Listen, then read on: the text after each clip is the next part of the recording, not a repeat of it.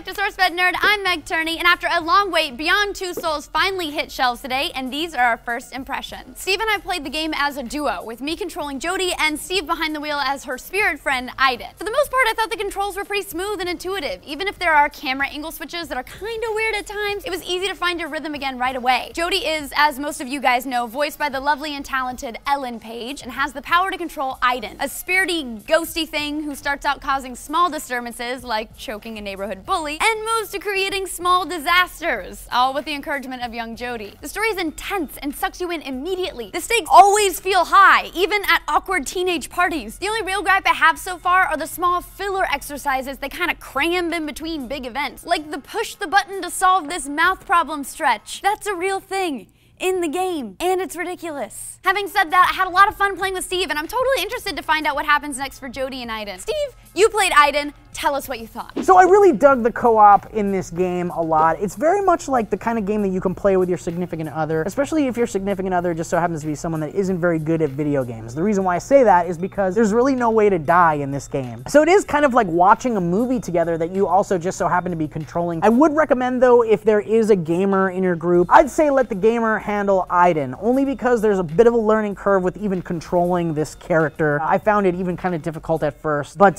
once you get the hang of it, it's pretty easy. The only bad thing I can really say about this game is that there are some lulls if you're playing co-op. As Aiden, you kind of sit around and wait for your turn. But as soon as it is your turn, there's a lot of action, a lot of really cool stuff to do. The progression of the game is really dependent on someone that you can trust and have a lot of fun playing the game with. Like, I had a lot of fun playing with Meg because we're both kind of gamers. We were both really invested in the story. We were laughing at some of the ridiculous shit, like where you have to press a button to fall asleep. It is kind of like this Heavy Rain, Last of Us hybrid, but also with the fun of a Wii co-op game. In my opinion, if you are going to play this game, I'd say try to play it with someone, a friend, a neighbor, a stranger that you meet at the mall that you're like, hey, let's play some games together or something. So while Steve and I both liked it so far, critics really aren't so sure. Destructoid gave the game a 5 out of 10, saying, quote, like a sociopath, Beyond Two Souls knows how to act like it has a heart, while providing nothing of the emotional depth required to connect with an audience. Joystick echoed that less than impressed sentiment with its own 2.5 out of 10 score. IGN wasn't all that sold either, giving it a 6 out of 10, saying, quote, Beyond Two Souls is an ambitious opus, let down by a lack of meaningful player choice and unfocused plot. Ouch.